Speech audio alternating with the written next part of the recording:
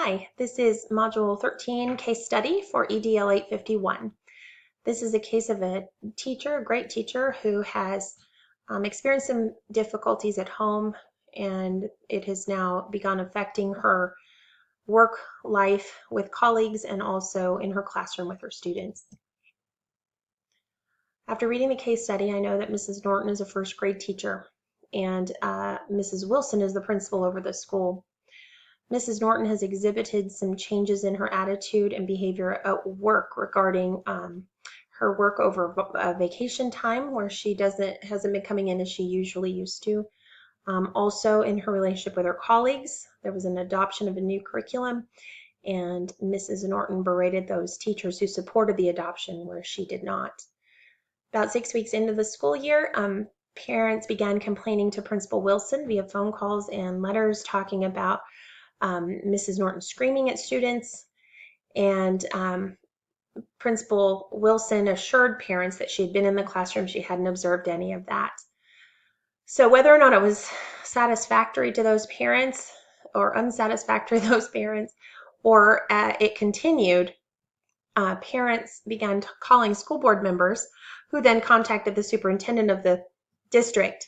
Superintendent then contacted Principal Wilson, telling her about 4 students and their parents who want their students moved out of her classroom. Principal Wilson assured the superintendent she would talk to Mrs. Norton and find out more information. She was going to do that when Mr. Stafford, a parent of one of the students in Mrs. Norton's classroom, came in and demanded a parent conference.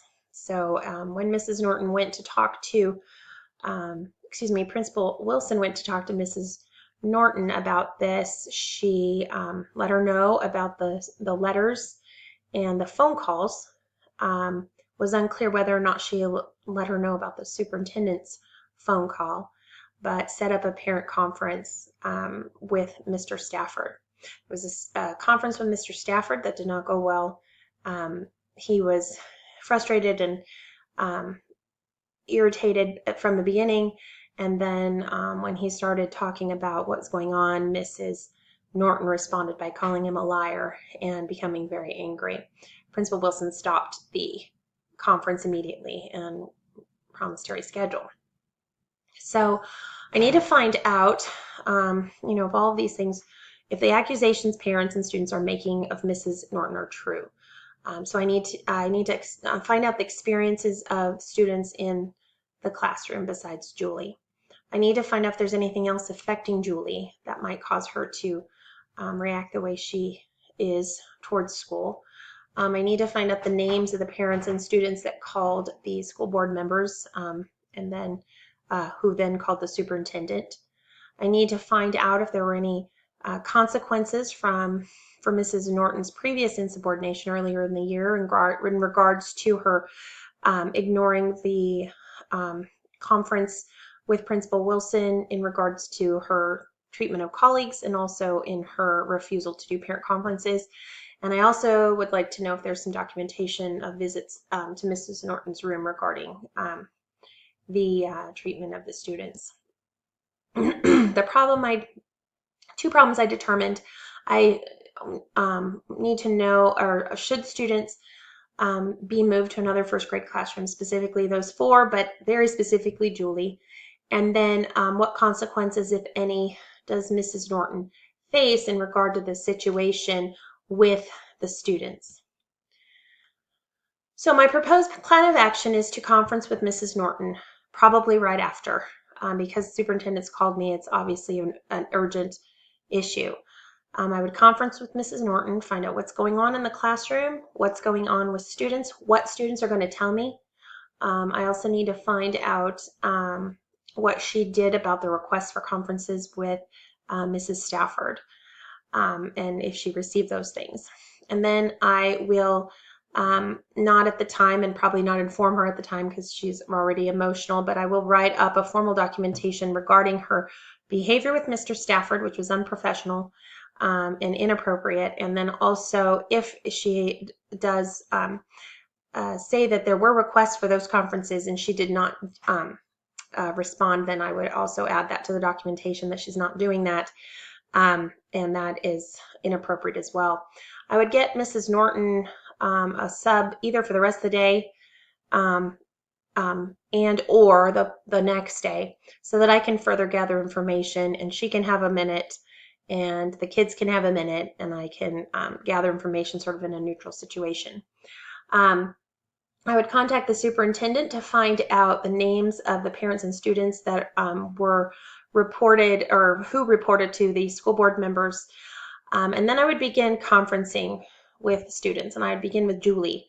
I would want to bring in another administrator or counselor and talk with Julie about what's going on in the classroom, anything she needs to tell me. What has she been telling her parents about the classroom? Is she having issues with other students or other teachers in the school? I also would probably follow up with the specials teachers or any other teachers that have contact with her during the day. Have they heard anything or seen anything? To try to get to the bottom of what is the true root of Julie's concerns. I then would conference with the other students that whose parents contact the school board members. And I would also conference with some random students that I'll just pull from the classroom. Hopefully not friends with the other four, but just to kind of see what their take is. What's going on in the classroom? What are they seeing? How do they feel about Mrs. Norton? That kind of thing. I then would conference with the other parents who complained. I'd see what their kids are telling them and if that corroborates with what the kids are telling me. Also conference with Mr. Stafford again, finding out what specifically Julie is telling him and any examples and see if that corroborates. Then I'm going to determine some resolutions to those couple of problems. Should I move the kids and what I need to do with Mrs. Norton?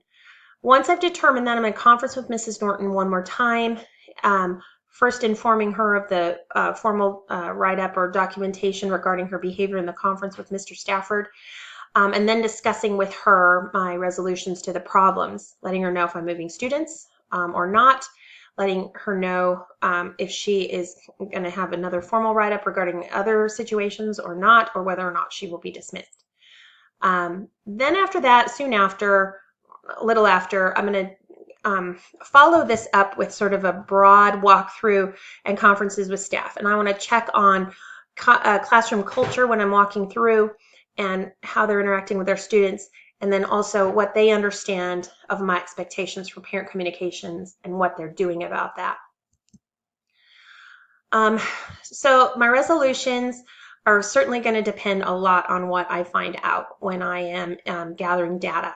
So a couple of things that might happen, and again, it's going to depend. So if I find that there is a problem, a serious problem in Mrs. Norton's classroom, but not serious enough that would warrant dismissal, or maybe it's I'm going to do a formal write-up and then an improvement plan to help her improve her parent communication and also her student interaction. Depending on what I find out with Julie and other students, especially the 3 others that were requesting to move, I may move Julie, I may move the others, but it's going to depend on what else I'm finding. More than likely, I would move them if I'm finding some additional issues. I would have no write-up for her if it just seems to be sort of a personality problem.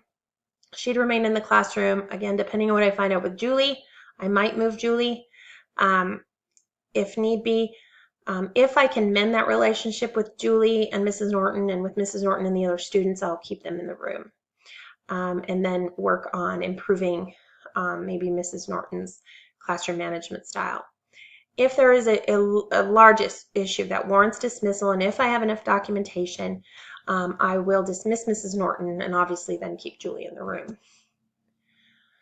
So when I started hearing about this, I wanted to protect my students first and foremost. I don't want kids not wanting to come to school. I also have had experience with students that have anxiety about coming to school, and they'll say it's about the teacher, but then there's all these other things that are going on. So I would want to, my initial was what else is going on with Julie? I want to make sure Mr. Stafford isn't just completely overreacting. As our first grader, maybe this is our first one in school, and different things go on with kids, and it just takes some adjusting. So is he overreacting or not?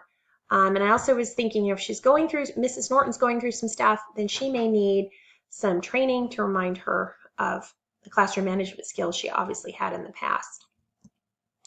My feelings with this, I was frustrated with the continued behavior of Mrs. Norton after the conversation regarding her treatment of colleagues. I was frustrated with her refusal to do parent conferences. I was concerned over her behavior, what's going on, and I was concerned and empathetic about her home life situation, although I have no control over that. I was concerned for Julie specifically, because I've seen students act this way. I was frustrated with Mr. Stafford coming in, and I understand as a parent coming in and being frustrated, but it wasn't helpful, so that frustrated me too.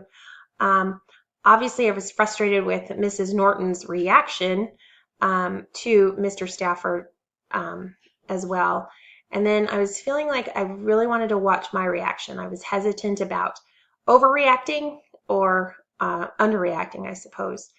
So those were my feelings as I approached this. My opinion, some unresolved issues are, so what had been done with the past complaints? Was there documentation of walkthroughs? What about the other behaviors prior to this situation with Mr. Stafford? Is there still contention among the staff between Mrs. Norton and regarding curriculum? That's something I need to figure out. And I also was reflecting back. It would be are my expectations clear about what I expect for parent communication? Are my expectations clear? Does my staff know it is not okay to react that way to parents? So I think my plan shows a concern for student academic success in both my willingness to and possibility of moving students and also of dismissing a teacher. Student academic success is what we're there for. And if students need to be moved out of a classroom to be successful, then that needs to happen. If a teacher has a pattern of not educating students or causing issues where students don't want to be at school, then that needs to happen. Dismissal needs to happen. I think my having interviews with students showed that I cared about students' academic success. Basically, if they're not at school, they can't grow. And again, that's what we want them to do. My concern for their personal well-being was evidenced in my interviews again, especially my interview with Julie. I want to know what's going on. Why is she not wanting to be here at school? Because it may not be Mrs. Wilson, it may be something else. Again, my willingness and possibility of moving students and or dismissing a teacher, again, takes into consideration the well-being of my students, and that if they aren't feeling safe, not necessarily happy, but at least safe, they feel like they can learn, they like being at school, those kinds of things, then they're not going to be growing academically either. And I showed my concern for instructional or enhancing instructional quality by my suggestion of walkthroughs and conferences that are focusing primarily on parent communication and classroom climate. It's important that teachers have clear understanding of what an expectation of an administrator is. You will communicate and you will follow up, and I need documentation of those things. And my expectation is that you have a relationship with your students, whereas they might not just be happy for whatever reason, but that there's a positive climate and that learning is going on. So I want to thank you for watching. This class has helped me to grow a lot as an educational leader. And as a teacher right now in the classroom, I've really thought about evaluations and their purpose and improving my own instruction. And I appreciate that perspective. So thank you again for all your work grading all those assignments, and everyone have a wonderful summer.